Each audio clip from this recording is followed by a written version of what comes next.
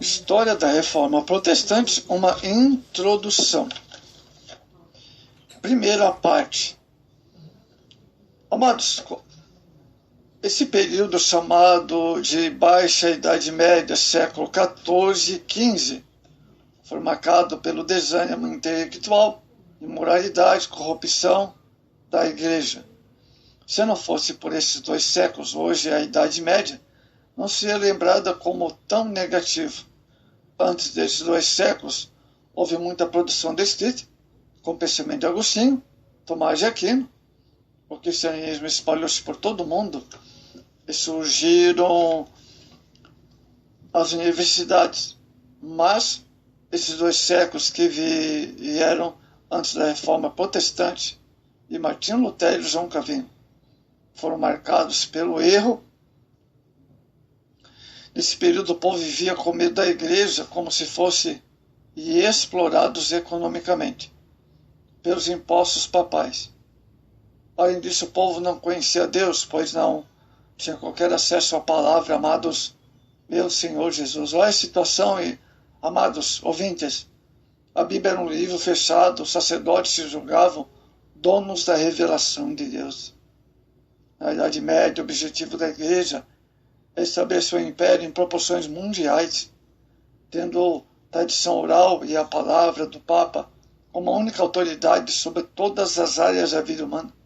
Um só idioma, o latim, devia ser falado de forma que a liturgia do culto fosse idêntica em todas as igrejas. O historiador David Schaff diz que nessa época exaltava-se o sacerdote, desprezava seus direitos dos homens comuns, enquanto o Papa possuía poderes de imperador.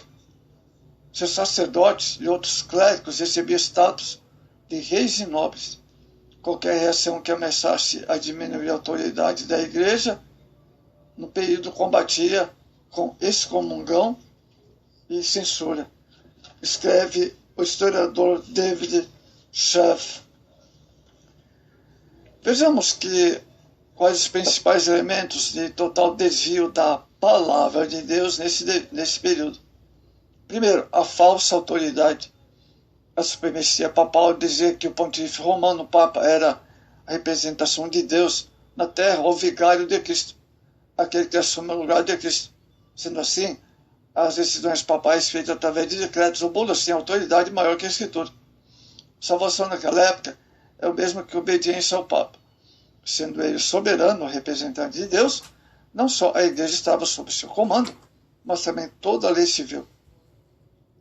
O Papa Gregório VII defendeu a ideia de que o Papa é o único que devia ter seus pés beijados pelos príncipes. Tempor imperadores absolverão súditos dos impérios e obrigações feudais. O chefe da igreja comandava também a vida comum e as propriedades dos cidadãos de todo o império. A bula papal anunciada pelo Papa Pontífice VIII em 1302, chamado de Annua Sanctam Sanctam, isso, latim, dizia-se que também, como houve uma única arca guiada por apenas um timoneiro, assim também o que havia a única santa igreja e que presidia por um supremo poder espiritual, o Papa, que poderia ser julgado apenas por Deus, não pelos homens, ou seja, não questionado pelos homens. Também é esse sentido. Desta forma ele conclui: declaramos, estabelecemos, defendemos, pronunciamos que a salvação é necessária e que toda criatura humana esteja sujeita ao pontífice romano. O sistema sacramental era outra grande estratégia. Através desse sistema, os sacerdotes recebiam poderes incríveis, como, por exemplo, perdoar os pecados do povo, também de conceder ou retirar a vida eterna. Dessa forma, cai um grande erro quando alguém se afasta da Bíblia, pensa que é Deus, mas é a pessoa que se afasta. A autoridade de Jesus e não há quem possa substituir. Ele só, ele é a cabeça da igreja. O falso poder. O Papa Inocêncio III organizou uma força policial da igreja. Essa foi a mais terrível estratégia da igreja.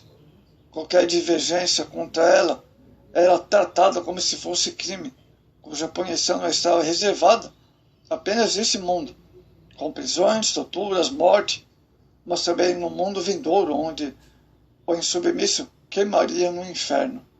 Essa polícia chamava-se Inquisição.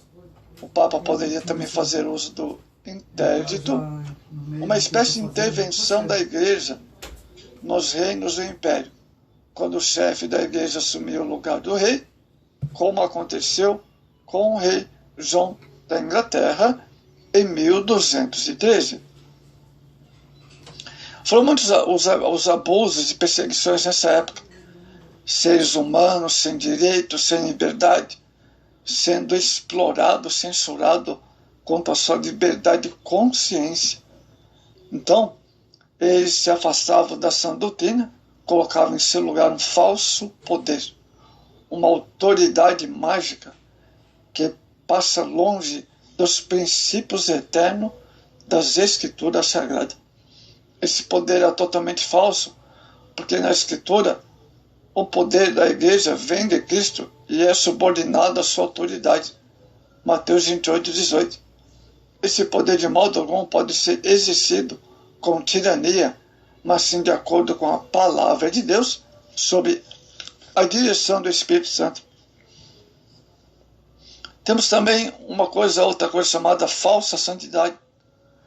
Nas últimas décadas, antes da reforma de Martinho Lutero do Renascimento, houve uma aberta demonstração da imoralidade entre os líderes da igreja.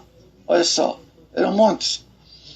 Estavam corrompidos dessa forma, o poder foi usado para favorecer os oficiais e seus parentes. Outro ponto, uma igreja enfraquecida. Todos esses atos de dominação, corrupção e imoralidade acabaram enfraquecendo a religião na época. O Papa acabou perdendo o respeito, o prestígio das ordens leigas da igreja que estavam submetidas. Em 1309, o centro sede da igreja deixou Roma para se estabelecer em Vicois, na França. Durante 68 anos, a culpa da igreja foi francesa. Depois, com Gregório VI, a igreja voltou a Roma. Mas alguns cardeais franceses, na época, no ano de 1300, não se conformavam com a sede do papado em Roma. Elegeram um papa para si, que governou a igreja novamente em Avignon, França. Amados e diletos irmãos. Então, esse foi o período da história que contou com a existência de dois papas, Clementes VII e Urbano VI na França. Esse poder dividido contribuiu para o desgaste daquela autoridade pretendida pela igreja na época. Com o declínio da autoridade, a influência da igreja no mundo começa a diminuir. Amados, surgiram a partir de então movimentos internos que clamavam por reforma. Durante esse período nós destacamos John Wycliffe e na Inglaterra John Huss, a Boêmia.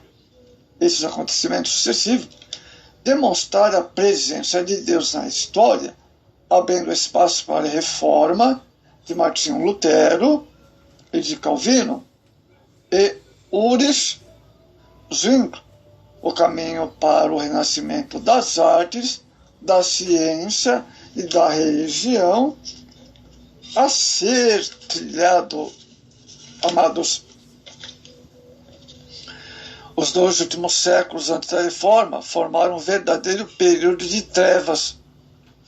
Deus então preparou homens e mulheres para uma grande transformação de proporções mundiais, cujos efeitos chegaram até nós hoje. E, com tanta imoralidade, perversão, acabaram por propiciar a entrada desse novo movimento. O mundo necessitava de Deus, da sua palavra, de uma transformação que abrangesse não só a vida espiritual, mas também a restauração da dignidade humana. Tudo isso veio com a reforma do século XVI. Hoje o homem continua necessitando de Deus. É o momento de avaliarmos a missão da Igreja de Cristo, começarmos a produzir frutos mais ainda, que promovam a glória de Deus, o avivamento nesse século XXI e resgatem a dignidade humana que está mergulhada no pecado, na corrupção e na violência do mundo atual. Então nós temos o primeiro reformador aqui, John Wycliffe. A luz começa a brilhar. Ao anoitecer pode vir o choro, mas a alegria vem pela manhã. Depois das trevas, de medo e de perseguição, chega o alívio com os primeiros raiar de luz. A Bíblia escondida na era das trevas começa agora a aparecer. A bem-sucedida participação na história da reforma de dois homens, como Martinho Lutero e João Calvino, parece apagar um pouco da importância contribuição de Wycliffe e John Hus. Mas esses foram os precursores do movimento reformado. São chamados de pré-reformados. Depois de uma época de descontentamento, com os abusos da Igreja Romana na época, por toda a Europa, Deus, por sua misericórdia, começa a levantar homens para fazer a Igreja, a noiva, voltar a ser pura, santa e sem mancha. John Wycliffe, chamado de estrela da alva da reforma, por ser o primeiro instrumento usado por Deus a enfrentar o sistema papal na época, antibíblico, e as injustiças da Igreja Católica. Foi ele quem deu o início, pontapé inicial, como se diz, no emocionante história da volta da Igreja às Escrituras Sagradas. Amados, pretendemos mostrar o valor do ensino também bíblico para a Igreja de Cristo. Aqui a importância de ser servos que se colocam como verdadeiramente ferramentas nas mãos do Senhor, como foi Wycliffe, o primeiro a surgir. Bom, vamos iniciar aqui um pouco da biografia de John Wycliffe, um grande erudito. O que marcou a vida desse homem foi sua erudição, dedicada ao estudo da teologia. Nasceu em Ipswell, Yorkshire, na Inglaterra, em 1329. Foi estudar em Oxford e logo se notabilizou por sua inteligência e erudição. Dominou a filosofia, os ensinos da Bíblia de Agostinho, que mais tarde influenciaram os homens, conforme foi Lutero, Calvino. Por ser um grande teólogo, tornou-se capelão do rei da Inglaterra, Ricardo II. Nessa composição, pôde fazer muito mais pela reforma de sua igreja na Inglaterra. Outro ponto importante, a presença de Deus na história. Deus é o Senhor da história. Nela ele demonstra o seu amor, cuidado pela igreja.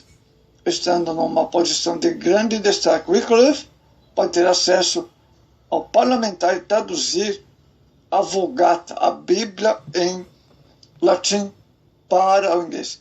Essa tradução foi fundamental e importância tanto para a vida espiritual do povo, como também para o próprio idioma inglês. Nós vamos continuar falando sobre esse reformador na parte 2, sobre a história da reforma protestante.